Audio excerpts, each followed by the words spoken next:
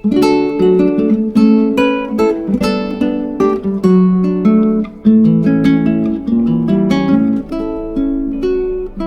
friends, welcome back to MeenusTasteofhome.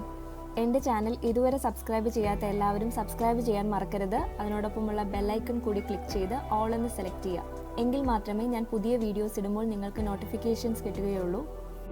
ഇന്ന് നമുക്ക് എളുപ്പത്തിൽ ഒരു മുളക് ബജി തയ്യാറാക്കാം. അതിനായിട്ട് ഞാൻ ഇതുപോലത്തെ വലിയ 4 മുളകാണ് എടുത്തിട്ടുള്ളത്.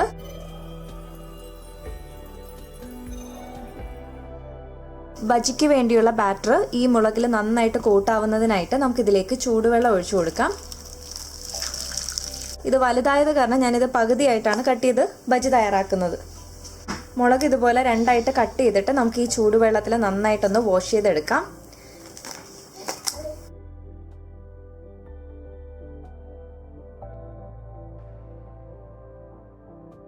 അല്പം ഉപ്പും കൂടെ ചേർത്തിട്ട് 2 മിനിറ്റ് ഇതുപോലെ മുളക് ഡിപ്പ് ചെയ്ത് വെക്കാം.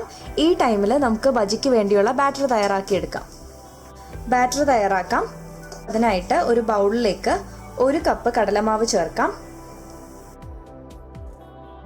ഇതിലേക്ക് ഇഞ്ചിയും വെളുത്തുള്ളിയുടെയും പേസ്റ്റ് അല്ലെങ്കിൽ ചതച്ചെടുത്തത് 1/2 ടേബിൾ സ്പൂൺ ചേർക്കാം.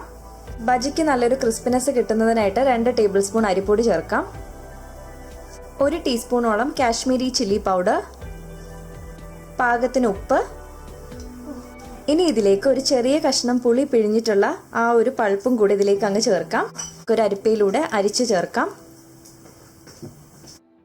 ബജിയുടെ ആ ഒരു എരിവിൻ്റെ കൂടെ ഈ പുളി വരുമ്പോൾ നല്ലൊരു ടേസ്റ്റ് ആയിരിക്കും. ഇതിലേക്ക് കുറച്ച് വെള്ളം ഒഴിച്ച് നല്ല സ്മൂത്ത് ആയിട്ടുള്ളൊരു ബാറ്റർ ആക്കി എടുക്കാം. നന്നായിട്ടൊന്ന് മിക്സ് ചെയ്തെടുക്കാം.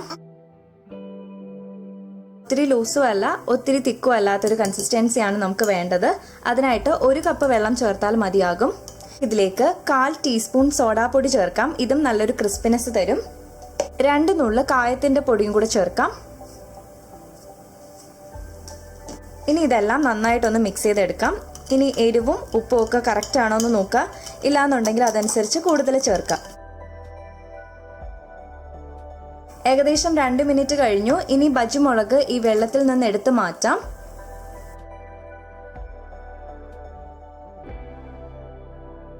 എരിവുള്ള മുളകാണെന്നുണ്ടെങ്കിൽ തിളപ്പിച്ച വെള്ളത്തിൽ 2 മിനിറ്റ് തിളപ്പിച്ചിട്ട് അതിന്റെ കുറച്ച് സീഡൊക്കെ എടുത്ത് മാറ്റുവാണെങ്കിൽ എരിവ് കുറയും. ഇതിപ്പോൾ അധികം എരിവില്ലാത്ത ടൈപ്പാണ്. ഇനി നമുക്ക് എങ്ങനെയാണ് മുളക് ബജി തയ്യാറാക്കുന്നതെന്ന് നോക്കാം. മുളക് ബജി കുറച്ച് ഡീപ് ഫ്രൈ ചെയ്ത് എടുക്കേണ്ടതാണ്. അപ്പോൾ അതുകൊണ്ട് സോസ് പാനോ അല്ലെങ്കിൽ വലിയ ഫ്രൈയിങ് പാനോ എടുക്കാം. ഇനി നമുക്കിതിലേക്ക് ഫ്രൈ ചെയ്യുന്നതിന് ആവശ്യമായിട്ടുള്ള ഓയിൽ ചേർക്കാം. ഓയിൽ ഇപ്പോൾ ചൂടായി. ഇനി ഓരോ ബജി മുളകും നമുക്ക് ഈ ബാറ്ററിലൊന്ന് കോട്ട് ചെയ്തിട്ട് ഓയിലിട്ട് ഫ്രൈ ചെയ്തെടുക്കാം. ഇനി ഓയിലിലേക്ക് ഇട്ട് കൊടുക്കാം.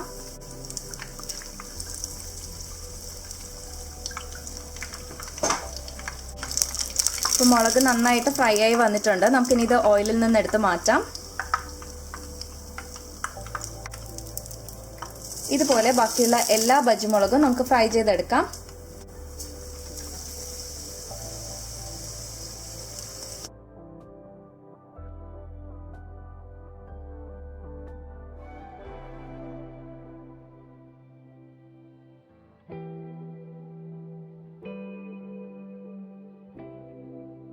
ബജി ഇപ്പോൾ റെഡി ആയിട്ടുണ്ട്. നമുക്കിനി ഓയിലിൽ നിന്ന് എടുത്ത് മാറ്റാം.